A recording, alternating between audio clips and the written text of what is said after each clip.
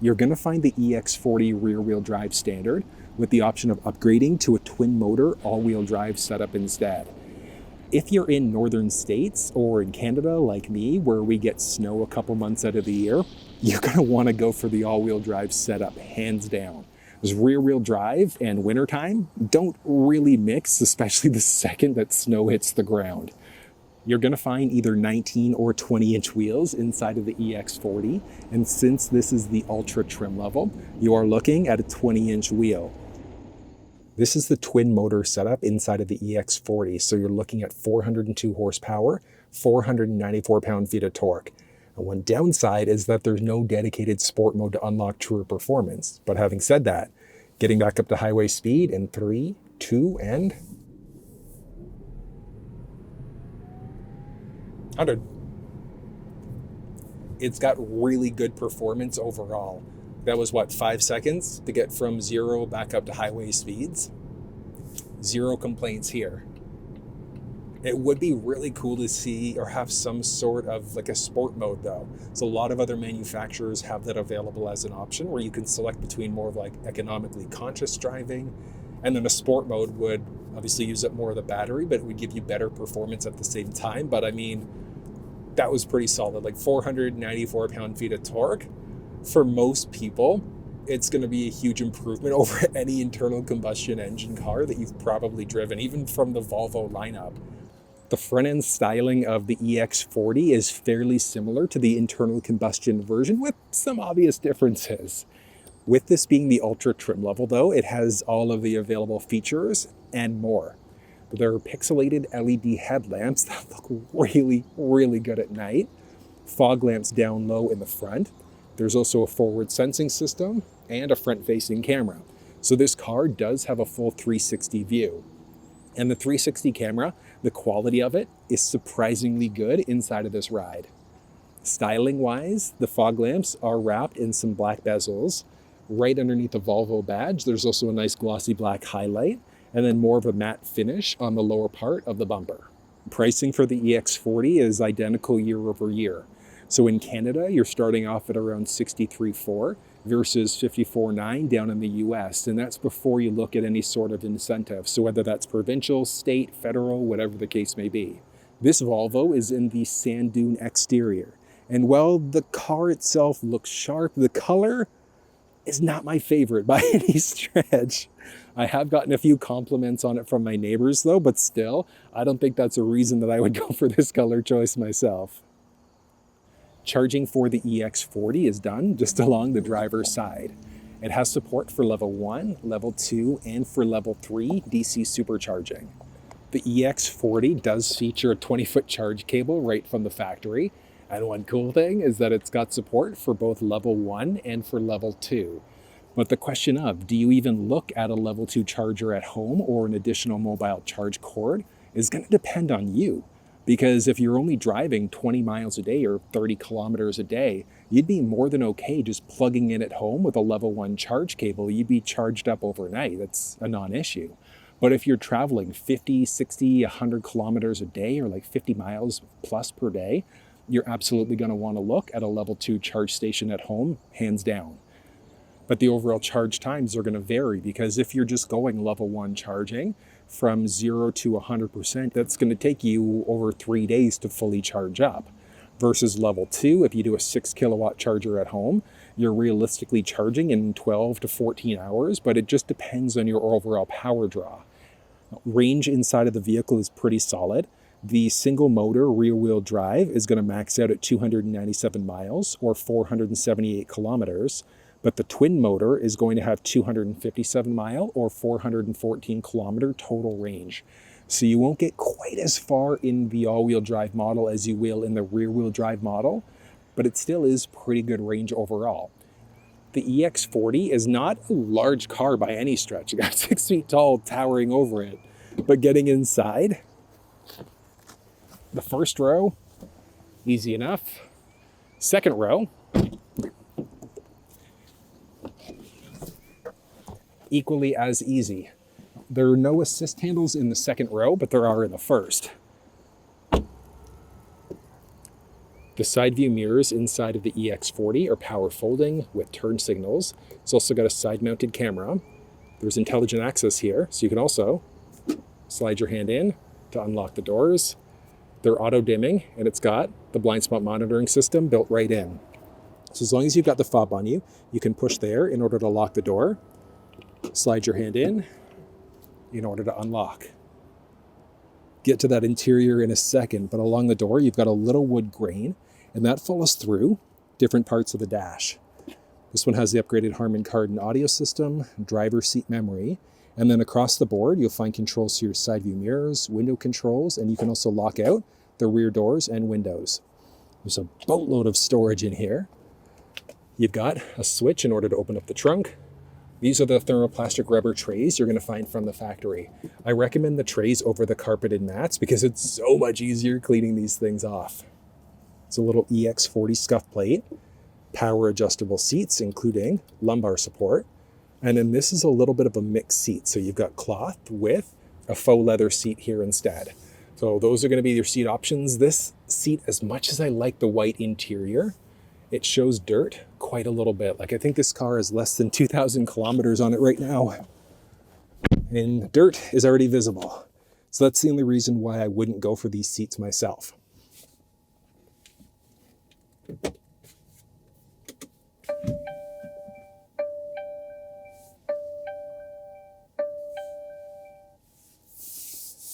Taking a peek at the steering wheel as well as the cluster screen inside of the Volvo EX40. You're going to see a very similar setup in a lot of other Volvo vehicles as well.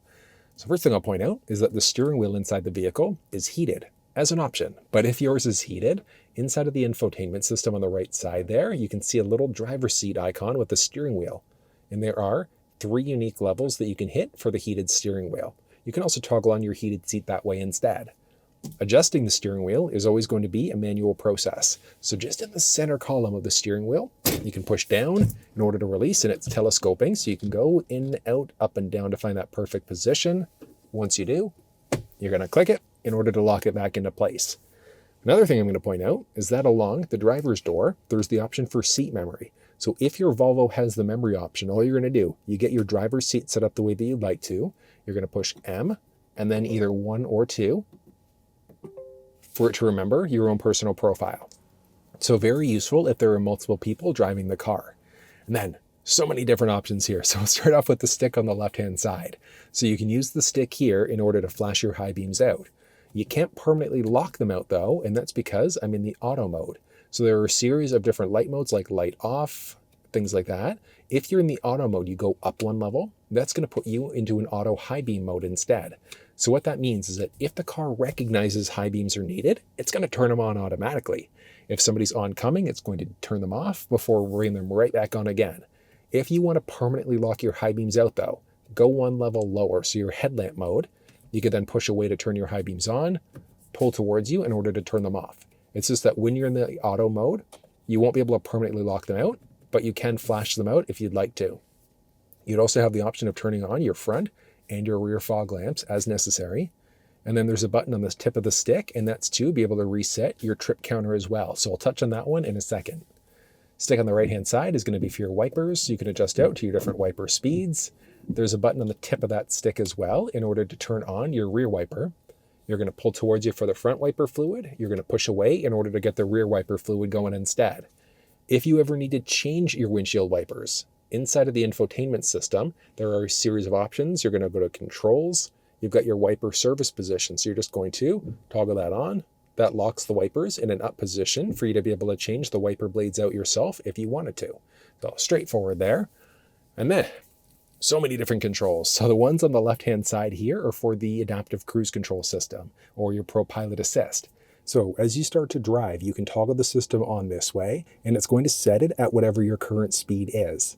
From there, you can push up in order to increase 5 kilometers or 5 miles per hour at a time. So it's up or down 5, but it essentially brings you to the nearest 5 or the nearest 0 by going up or down. So as an example, if you're at 37 kilometers an hour, you push up, it'll bring you to 40, 45, 50. If you push down, it'll bring you to 35, 30, 25, etc. You can push and hold up or push and hold down to increase 1 kilometer or 1 mile per hour at a time instead. You can also flip between different modes. So as you adjust there, you can see a steering wheel pop up or a car. So a steering wheel is Pro Pilot Assist, where it's going to keep you perfectly balanced in your lane as long as it recognizes the lane markings. Versus the car, it's just going to be a regular adaptive cruise control system instead. And then there's a distance indicator. So how close or far are you away from the vehicle that's in front of you? There are 4 different levels, but I want you to think of that almost like a 1 Mississippi, 2 Mississippi type of a rule.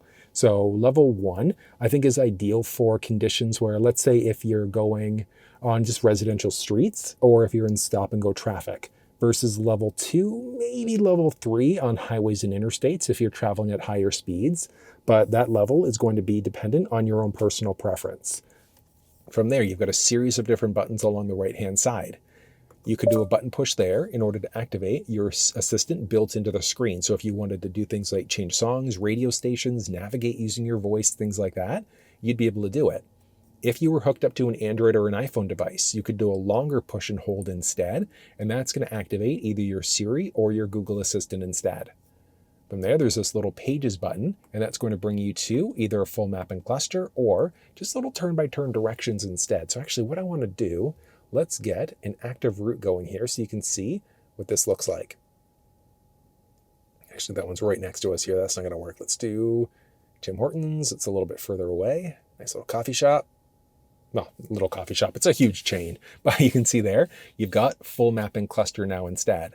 And then by pushing this button, that just brings you to turn-by-turn direction. So it's going to tell you turn left, turn right, go straight, whatever the case may be. Or you can do full map and cluster. I'm personally a big fan of that map and cluster, but that's going to come down to a matter of personal preference.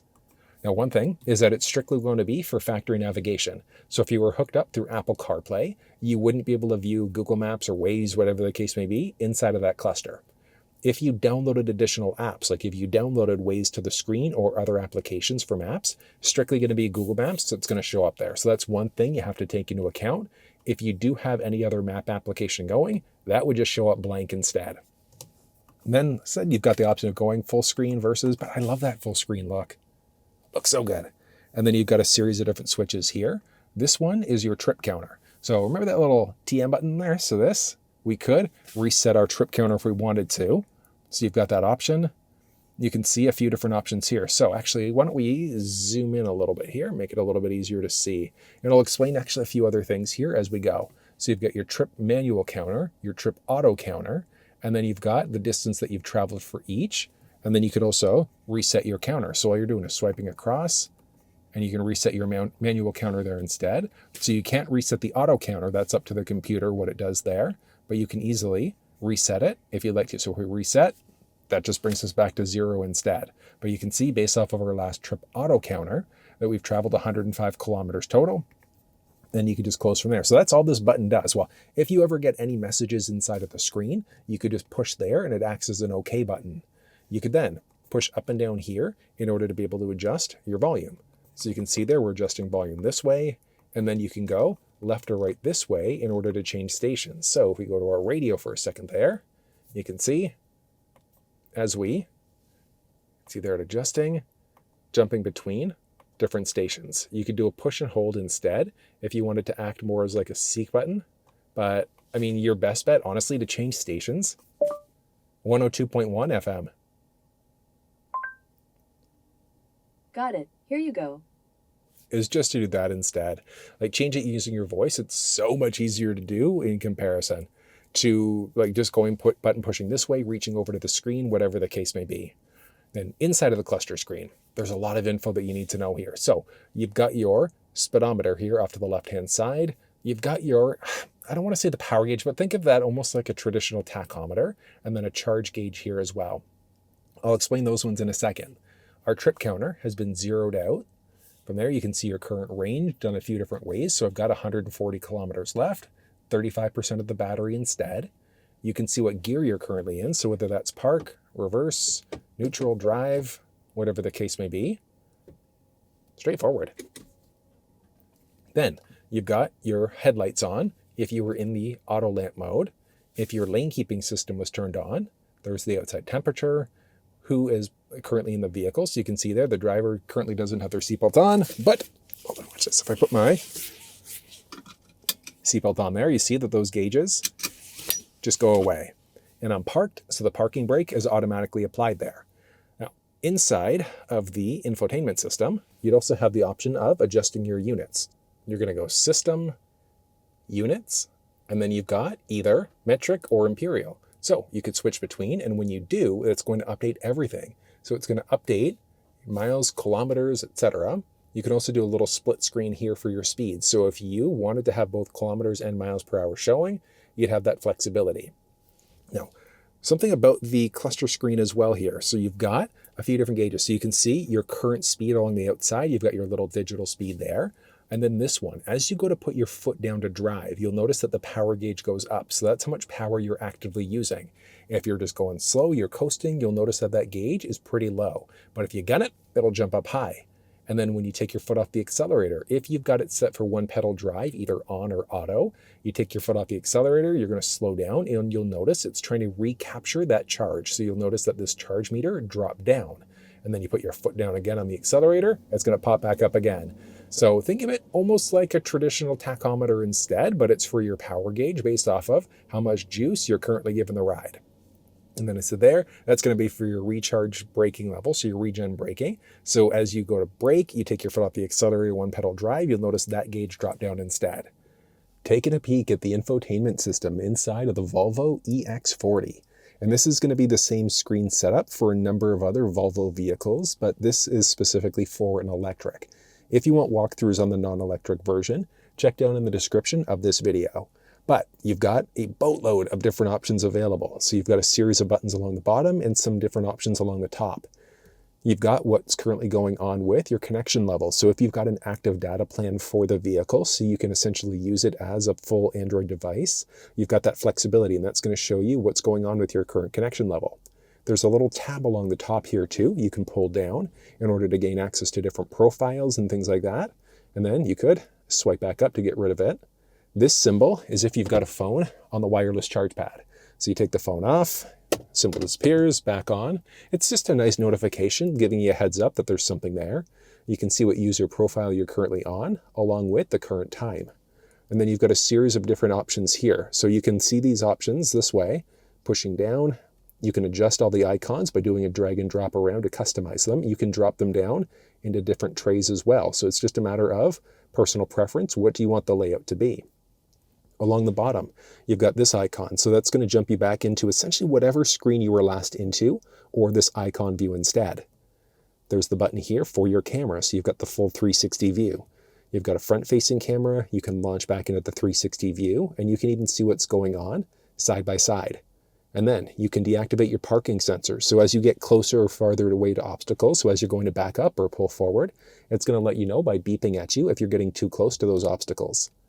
You can hit the camera button to make it go away, or you can hit the settings button in order to show your guidelines. So if you're reversing, these are your guidelines, and they're useful because as you rotate the wheel, you can see which direction they're facing. Straightforward there. Button press to get rid of that camera again or bring it back up. Rear auto brake, if you're backing up and there's an obstacle behind you, the vehicle can slam on its brakes for you. You can push this button in order to get to the option for turning on your driver's seat for heat or your steering wheel for heat as well. And there are 3 independent levels available. You've got all of your different climate options there too. So you hit the little climate button and you can turn on your max defroster for the front, for the rear, turn on your AC and things like that. You can have it going to an auto mode. You can adjust the fan speed, having it going to face, feet, whatever the case may be. And then one interesting thing is because this is an electric, as you go between having climate controls enabled and things like that, inside of the cluster screen, you've got your total range counter. So if climate's off, you'll notice that your range is adjusted if it's on. So you obviously are going to use more of your range with your climate enabled, but it's kind of neat that Volvo's included that on the bottom of the screen there, showing you what your total range is if you do versus don't have your climate control on. From there, you can drop down, you can turn on your passenger side heated seats, or go to a series of different options. So a bunch of different settings, which we'll touch on last. There's the button down the middle here, so you can button push in order to get to this screen here, and then you can swipe across either way. So you might notice that all of these buttons are the same as what we saw here. So you could button push here in order to get to this screen, swipe across, and then whatever app is located there, you can then swipe the opposite way in order to see a different options. So you could launch into your maps, look at essentially point of interest icons as well. With the radio going, same idea. You can swipe across in order to get to different sources, swipe the other way in order to favorite out a station, play pause, etc. You can connect a phone this way. You could launch into CarPlay. If a phone was connected, it would give you more options. And then you've got your Google Assistant, but these are kind of dynamic based off of which apps were last open on each of these different settings. So if you had your driving journal set up, that would be different if you had your audio wagon system going instead. But I'm going to take you through all of the different options here and show you everything that you need to know. So this is an Android device, which means that it's based off of the Google operating system. So you've got Google Maps as your default option here. Now, you've got Google Maps, so you can search for addresses this way. And one really cool thing is that if you have logged in to your Google account, it's also going to show you whatever options that you've searched for on your phone for Google Maps. So that's really useful from that perspective. You could search for addresses this way, so you'd have the flexibility of searching for coordinates, so latitude first, longitude second. You can search for point of interest icons if you wanted to. So you've got a bunch of different options available. Let's just choose a random one here. And you can see that there are different routes that are available. So you can see 3 different options. It's going to tell you what your battery looks like when you get to those different options as well. And then you could hit X in order to cancel out the route. You can hit there to see your different options. You can avoid different things on the route as well. So if you wanted to avoid highways, toll roads, ferries, things like that, you'd have that flexibility. And then you could hit the little X icon there. You can exit a route in order to cancel the route that you've set up. And then if you have the route going, you can also add in an additional stop. And the benefit there is, let's say if you wanted to add in and maybe you wanted to stop at a gas station next or first, either way. Oop, helps if I spell gas, right? And we can just search for gas stations and it's going to give us a bunch of options that are available along the route. So let's just choose a random one here and we're going to add the stop in. And then you could do a drag and drop in order to say which one you want to go to first. So if you want to stop for gas before you go to the end destination, you could, and then hit just done, and then you can hit start. You can hit X in order to cancel out either the next stop or the entire route.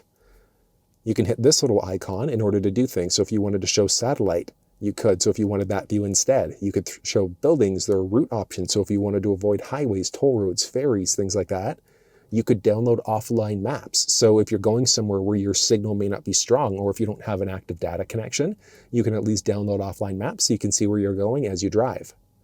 You could mute out notifications. You can just have turn-by-turn directions or voice directions as well. You could change out your heading this way, and then you can hit this in order to report crashes, police, construction, and things like that as well. You can zoom in and out this way if you'd like to. So full pinch to zoom capabilities this way. Push in and out this way, or recenter. That's just one of the benefits. Like, I love using Google Maps inside of cars, but I also really enjoy using Waze. And this is a downloaded app that was done afterwards. So you just connect to the Play Store and then you can launch in.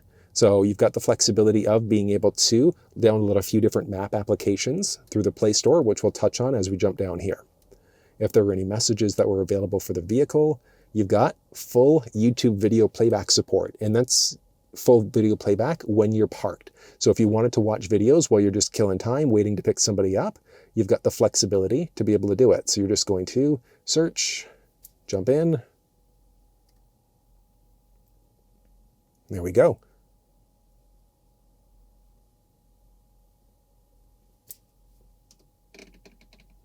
Manually adjusting gears when you're in an automatic transmission, whether that's a car, truck, or SUV, is a very straightforward full screen, which is nice. The second that you switch out of park though, so you can see there, you want to use the paddle shifters, manual mode, it keeps the that you might have, but you're doing those fast. So it keeps the audio going inside the video, but it's not going to let you actually watch video as you're driving. But having that flexibility is really cool. So you can watch YouTube videos full screen as well, which is great. So they're actually utilizing the space. There's an available driving journal.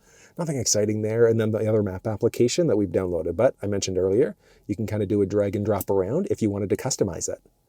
You've got all of your different audio sources now. So that's essentially what this tray is going to be. So you've got Bluetooth available. So if your phone was hooked up over Bluetooth, you'd be able to stream audio that way. There's a radio that's available strictly for FM stations. So you can see all of the available stations based off of your GPS, based off of your geographical area. You could hit the little star icon there if you wanted to save a station in. And then once you do, you just hit favorites, and that's going to show you all of the stations that you've currently favorited. And then you could just deselect, hop out, back in, and then that gets rid of your stations as well. SiriusXM is also available here, so it's going to take a second in order to load up, and same idea, you'd be able to save all of your different presets or favorite stations there. You can see different category views, and then if we just hit one of these random stations, pop up, you can see the current song, you can save it there as well. You can hit the little icon along the top in order to show all of your SiriusXM subscription information too. And then back, brings you back home. Now, the vehicle as a default doesn't have support for AM radio, and it doesn't have support for USB audio either. Downloading Audio Wagon would give you USB support for playback, and then Open Radio gives you a boatload of different radio stations as well, and that's across the world, which is amazing. So you've got different options that are available. You can look for different category views, country views, and things like that. So those are two apps that I definitely recommend you download when you get your Volvo. From there, we are now looking at connecting a phone. So let's go through. And as of right now, you can see that no devices are connected. So we're going to start off and connect an iPhone. Just going to go pair device, and we're looking for, there we go, iPhone 14 to show up, and we're going to hit next there. And it's going to take a second. There we go. Pin numbers match up. So we're going to pair. Allow contacts and favorites to sync. This is not my car, so I'm going to say no to that one. Obviously, if it was yours, you could say yes to that. We're going to say done and okay and done and continue. There we go. And as you can see there, we are now fully connected. You can pair a new device. You can edit devices as well. And then if we go to edit device, you can delete it. So as of right now, I don't want to delete the device because if we go back to phone, you can see favorites, contacts, keypad, and things like that. You can search the phone. If multiple phones were connected, you could do a device swap, or you can hit this button in order to adjust the start screen. So as a default, it's going to start off on your favorites, but you can have it launch into your contacts, etc. So if you were to hop out, you were to go into your phone, it's going to default it to whatever one you've selected there. So I've set it to the keypad instead. The car also does have support for Apple CarPlay, and you do have to use a USB cable in order to make it happen. And it does have to be a USB-C cable that supports data transfer, because you might have a cable that's strictly for charging, and then there are ones that are for data transfer and charging. But if you're running into issues connecting to Apple CarPlay, check down in the description of this video for some simple walkthroughs that you can try in order to set yourself up. But all you're going to do, down the center there are two different USB ports. You're going to use the one off to the left-hand side, and then just plug in yourself into your phone and give it a second there. And there we go. We're going to accept that. We have to make sure we accept in order to be able to use CarPlay. And it'll take a second. 3, 2, 1. Do you want to allow CarPlay while the phone is locked? Yes, you definitely want to make sure you do that. So as of right now, we're fully connected to CarPlay. Hopping inside brings you to this screen. So you've got full CarPlay, and it's very responsive. Now, the screens here are going to be dynamic, specifically this one. So this essentially, I want to think of it as your home screen. So along the bottom here, you've got a button to get to this icon view, back to your home screen. There's the current time, which map was open last, which audio application was open last, which miscellaneous application was open last, and then your current connection level. But on the home screen here, so the map, whatever map was open last will always be there. Whatever audio application was last playing will be here. And then the search icon may be the full screen, but if you've got a calendar notification that's coming up today, that's going to show up inside of your event details. So if you didn't have a calendar notification, it would just be the search box, but with calendar notifications today, you've got this little split instead.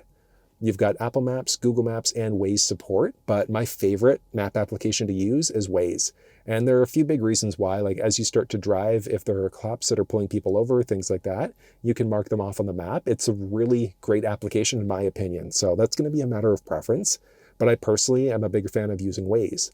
But you've got YouTube Music that's available. Live One's a radio app. You've also got audiobooks, podcasts, and so many other things that are available inside of this ride. Because we're in the electric, there's ChargePoint and Flow to see what stations are around you. You could hit the settings icon here in order to adjust things out. So if you wanted to adjust out the wallpaper and change that up a little bit, you've got the flexibility to do it. Siri's available there and a few other options.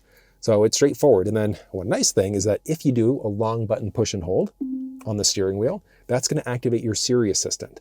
A short button push is going to activate the built-in car assistant, but that long push and hold is going to be your Siri assistant instead. You can hit the little home icon here to jump back home. And then if you wanted to jump back into CarPlay, hop back in that way. And then on your phone, you've got the flexibility to customize things a little bit. So if you go into your settings, you go into General, and then CarPlay, you can find the vehicle, and then from there you can forget it, you can customize it, or disallow CarPlay while the phone is locked. But let's say if you're a fan, you want your podcast at the top, and then if you wanted Waze up there as well, you could do that. And then anything with a minus arrow next to it, so minus button, you could push in order to remove and delete any of these applications.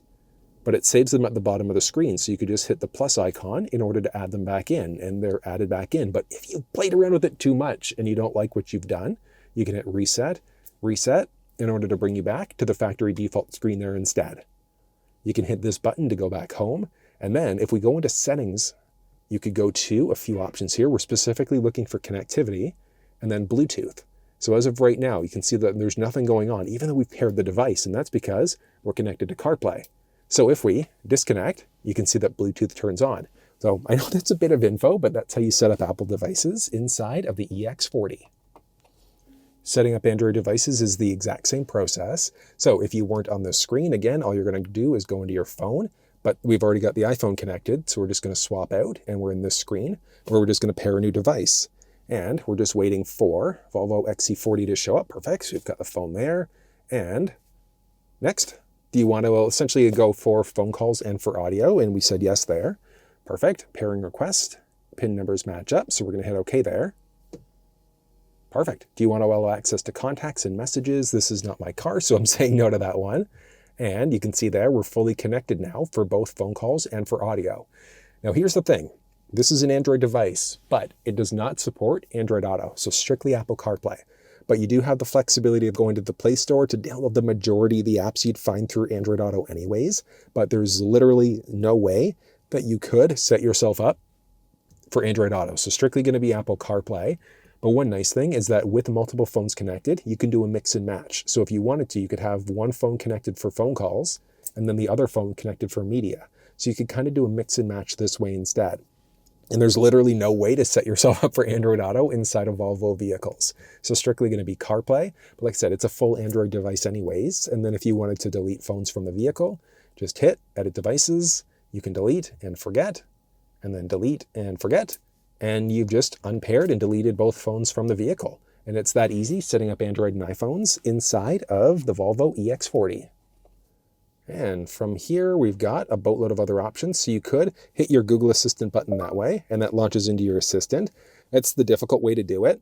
You've also got the flexibility of hitting the voice command prompt in order to adjust it that way. But you can also say, hey, Google, and that's going to launch in there as well. So you'd be able to do things like change songs, radio stations. You can navigate using your voice, and so many other things using your voice instead. Since this is on electric, you've got this range assistant. So you can see here that we've got our current range. So 430 kilometers of total range on fully charged battery. As of right now, we're not really consuming much because we're just sitting down. The climate control is not on, but the second we go to turn on the climate, watch this. So if we go back into our range assistant, you can see that the range is dropped. So if we turn our climate back off again, hop back into our range assistant, it's hot back up. So the range is going to be based off of what's going on. So your current speed, your driving style, if you've got your climate control going and things like that. So you'll notice that if you're on the range assistant as you're driving, the numbers are going to fluctuate quite a little bit. You can hit this in order to go to your car status. And in car status, it's essentially going to be for your tire pressure. It lets you know if there's anything kind of out of whack. And here, air quality. So there is a built-in air purifier in the vehicle, and you would be able to see the in-car. There we go. So yeah, so you can see the in-car air quality there. We're currently set at good. And then outside air quality, if you have location sharing turned on, it's also going to tell you what the outside air quality is. But there is a built-in particulate filter inside of this ride. You can log into the Play Store. So you do actually have to sign in order to do it. But once you do, there are so many different options that are available. So you could search for different games if you wanted to, and you could download these different games right to the screen itself. So if you're just kind of kicking back and trying to kill some time, you'd have the option of playing different games as you go. And that's the same thing. Like there are different apps that are available, productivity apps and things like that. So you can see different apps, subscription, you could log in or out that way. And back home into a fully digital owner's manual. So if this video doesn't show you everything that you need to know, or maybe you're getting some weird messages inside of your cluster screen and you're not really sure what any of these icons mean, you would be able to just kind of dive through in order to see what different symbols are, which is kind of useful, but you can also see charging. So charging times, electric vehicle charging and things like that. So you would be able to see exactly what's going on with different charge rates, how long it's going to take for you to charge up, charging time for DC supercharging, depending on your kilowatt hour output and things like that. So I do like that you've got this full digital owner's manual that's built into the ride. Then the other one to point out, all of your different settings. And there are so many different things here. Starting off with driving assistance. So you've got 2 different driving modes, so standard versus off-road. And then when you hop into these different modes inside of the cluster screen, you'll see a few tiny things that are going to be a little bit different, essentially letting you know that you're off-road versus traditional driving instead. Pilot assist is an interesting one. So as you're using the adaptive cruise control system, there are 2 different options available. So adaptive cruise, and then you've got your pilot assist, which the pilot assist, it's not self-driving, but it essentially keeps you perfectly balanced in your lane as you drive. So it's a full lane keeping system as well. There's a lane keeping system. There's roadside assistance. So whether or not you want that one showing up inside of the cluster screen is going to be a matter of preference. So you can see that road sign popping up, yay or nay. So it takes a second to kind of pop up there, and you can see whatever your road sign or whatever your current road speed is. Ready to drive notification, nothing exciting there. And then one pedal drive, there are 3 different modes that are available, and it's really neat. So you could either turn one pedal drive off completely, you can have it turned on. So when you take your foot off of the accelerator, you slow down rapidly.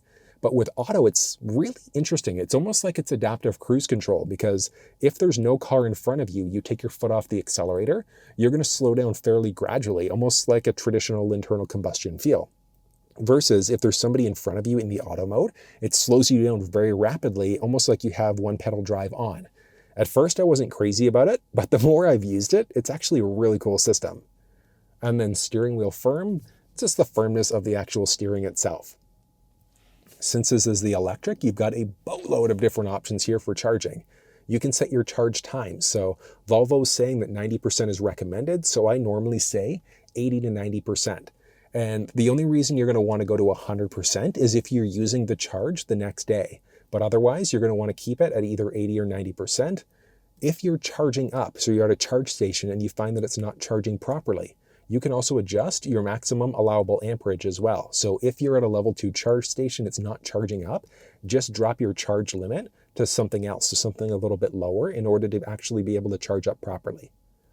You can also set a timer. So do you want to schedule charging in, yay or nay? And when do you want to charge up? So you'd be able to select different times in order to charge. So if you know you're going to get cheap electricity rates from, let's say, 7:30 at night until, I don't know, 6 o'clock in the morning, you'd have the flexibility to do it. So you're only going to charge during those windows. You can toggle the timer on or off that way. Hopping back home, if there was a charger cable connected, you'd also be able to unlock the charging cable. So if it's connected, it would just say unlock, and then you can unlock it from inside, but you could also do that from outside too. There are different sound options that are available. And the sound options, you can have it driver focused, focused for everybody, focused for the back, focused for the front, for the rear, etc. So you've got different options there. You've got a surround sound, and then you can also adjust your treble, mid-range, and bass. So I find in this car, in my opinion, bass cranked a few, treble down. So something like this gives pretty good audio, but that's going to come down to a matter of personal preference. There are different connectivity options. So we saw there Bluetooth. That's where we're going in order to hook up new Bluetooth devices, whether that's phones, MP3 players, things like that. You can turn off your vehicle data there as well. As I mentioned, you do need an active data plan, but when you do, you could essentially use this almost as a full cell phone, just without calling capabilities. So you'd be able to use maps and download apps and things like that.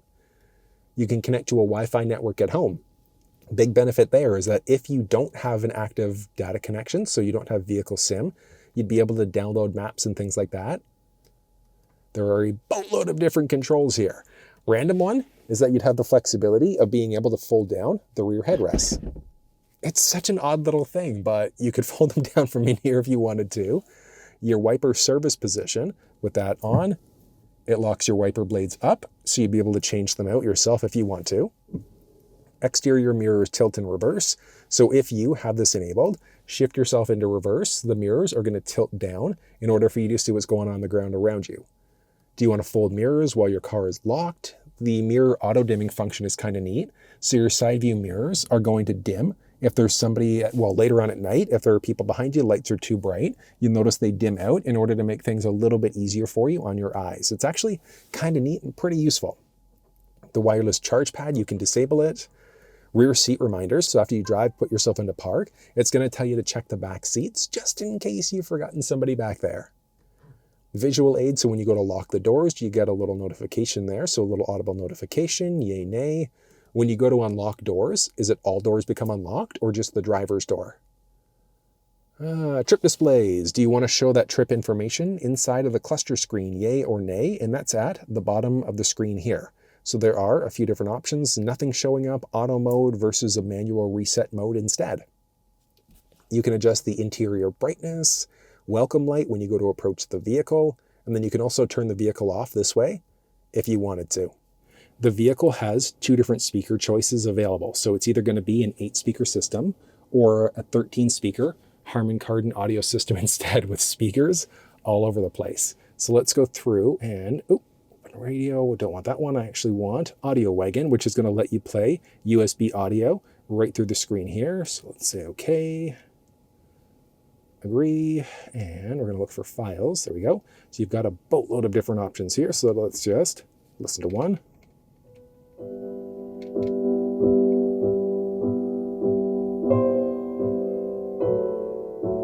The audio inside of this ride is so good.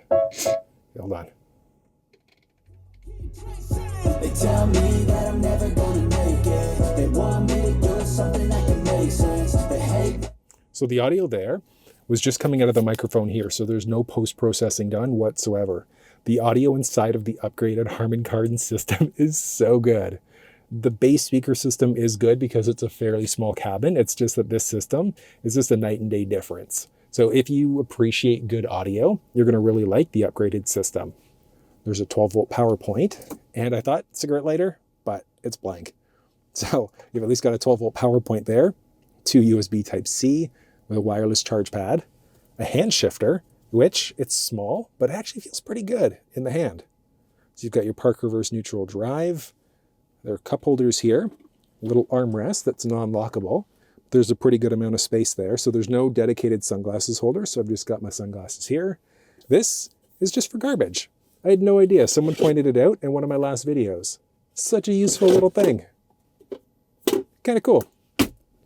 Along the side here, the glove box is non-lockable. Fairly deep storage there. You've got a little wood grain there, and that follows through the door. There is ambient light inside of the ride, and it's pretty subtle, but kind of cool at the same time. Overhead, there's an auto-dimming rearview mirror with a HomeLink system. So if you've got a garage door opener at home, you can program it in. Overhead, you've got some basic controls for your cabin lights in SOS mode, and then there's also controls for the sunshade. Nice slow open there. And then you can also just do a tap if you wanted to have the roof partially open up, or full swipe in order to open it up. So single button swipe, single swipe I should say, opens it up most of the way. Secondary swipe is that last little bit. There's a little bug guard over top and the outside profile. It's kind of cool. You can tap if you want to. I just like the swiping motion. Pretty cool. From there, you've also got a little visor. It's got a ticket receipt holder on the inside there. Vanity mirror has lights built in. And then this does not stretch. It's going to block most of the sun that's going to be hitting your face, but not all of it. You've got a little assist handle along the driver and the passenger side in the first row. And then one neat thing is that you got this little guy. So if you've paid for parking, you can just kind of drop your ticket there, which is kind of neat. It's like a small subtle detail inside of the ride. One downside with no power button is that the second you open the door, the car technically turns off. So you have to brake and then shift again in order to turn it back on. But hopping into the second row of the EX40, you've got basics. So speaker there with some basic window controls and some door storage. Carpeted liner along the door there, similar to the first row. Little storage down low there. With the driver's seat set up for myself being 6 feet tall, inside of the second row, I've got a good amount of knee space, foot space, and head space. It's a little tight. So 1.5 inches-ish of headspace there. So it's not too bad. I can fit in the second row, which is nice. But the seats are also locked into place. So you can't slide them forward or backwards. There's no option to recline them either. So they're upright, they're there. Comfort-wise, it's actually not too bad. Fitting 3 full-size adults that are my size back here would be super tight, just because there's this big hump in the middle. So to do it, it's just going to be super uncomfortable to sit there. Not impossible, but like I said, it's just tight. And then sitting here, my head is like just scraping along the top. And the seat in the middle is not comfortable by any stretch. So I'm not drawing that short straw. Or hopefully I don't draw it, I should say. You've got all of your necessary anchor points there, tether points behind the seats. There's also cup holders built into the seats there. And then through the back, you could also lower this if you wanted to push skis through the back as well. Kind of neat. There are pockets behind both the passenger and the driver's side. Mesh pockets, basic controls for your vents. Down low, there are some power points. There are 2 USB Type-C power points there, along with some buttons for heated outboard seats. So the middle seat is never going to be heated. Overhead, you've got basic lights, so light control. There's no traditional hook there, so you'd essentially just have to insert a hanger, twist, in order to be able to hang that up. And that's the same on the driver and on the passenger side. There are no assist handles this way, unfortunately, but I mean, really? Getting in and out of the ride, it's not tricky by any stretch. But the car here is plenty spacious. I like that there's driver's seat memory here. And like so with the seat right now, it's down as far as it's going to go. And in the first row, I've got, 3-ish inches of headspace. So not a ton of space, but you can easily recline the seat in order to be able to set it up for you. So I'd say realistically, like 6'4", 6'5", you'll probably comfortably be able to sit inside of the first row of the EX40. Underneath the hood of the EX40, it's on hydraulics, which is fantastic. The hood sits up really high, and there's also some usable frunk space inside of the ride. It's not a ton of space, but it's available there, and there's this little partitioned area, and underneath that you're going to find a little inflator kit. So there's a little bit of tire sealant, so some goop, and then there's the actual air compressor as well, which is nice. And then the only thing you really have to worry about for the most part, maintenance-wise, you've also got the option of filling up your wiper fluid along the left-hand side. That's one nice thing about owning an electric, is that maintenance, you don't really have to do a ton of it, which is really cool. The Ultra trim has one extra feature that you're not going to find in the rest of the EX40 lineup, and that's an available heat pump. And what that's going to do is it's going to take extra heat from the battery and push it into the cabin. It's also going to optimize the battery temperature and overall performance. And then looking at the warranty inside of the Volvo world, it's actually pretty solid. Basic and powertrain are 4 years, 80,000 kilometers, or 50,000 miles, with the hybrid EV components getting bumped up to 8 years, 160,000 kilometer, 100,000 miles instead. I think that's pretty solid all around. You're going to find LED tail lamps and rear fog lamps inside of the EX40. And then technology-wise, there's the reverse park sensing system, a backup camera, and the rear wiper as well. You can technically tow inside of the EX40 too. It's maxing out at 2,000 pound towing capacity. If you are towing, that will cut down on your overall range though. And then getting into the trunk of the vehicle can be done a few different ways. So there's a button to the left-hand side of the steering wheel. You can utilize the key fob to do it.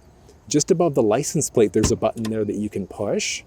And one really cool thing is that it's also got the option for a foot-activated power liftgate. So all you're going to do is just swipe your foot underneath.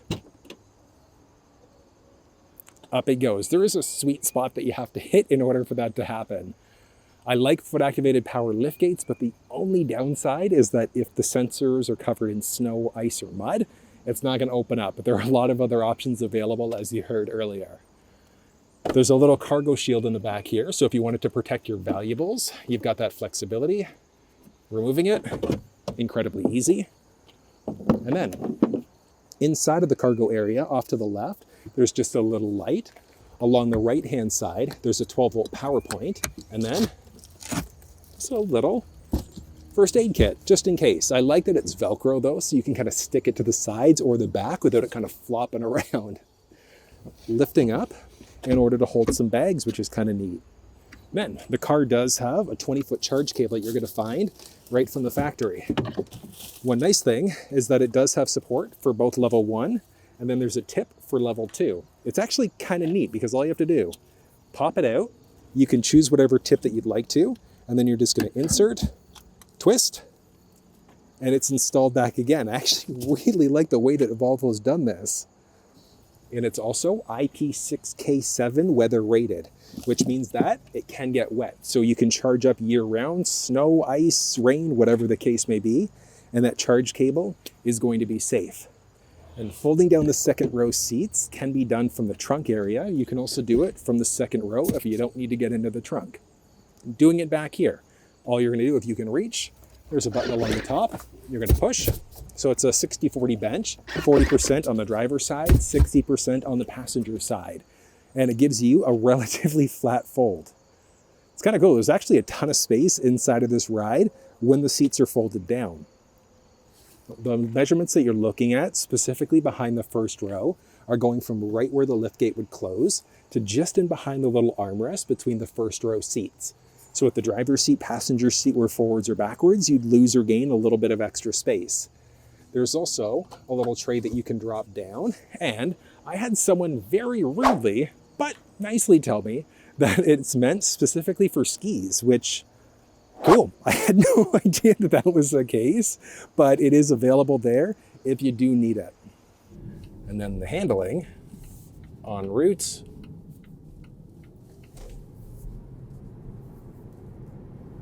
It's solid. It's got great performance overall. There isn't really a ton of cabin noise inside of the EX40. There's a little bit. I mean, you're driving a car, I'm going highway speeds right now, so it'll be a little bit noisier, but it's fairly quiet all around. The handling that you get inside of the Volvo, like, that is solid. It is so good. The handling is phenomenal. And looking at the overall turning radius here, so let's do a little 180. That's great. It's great. And then, because it's an electric, back up to speed. Oh.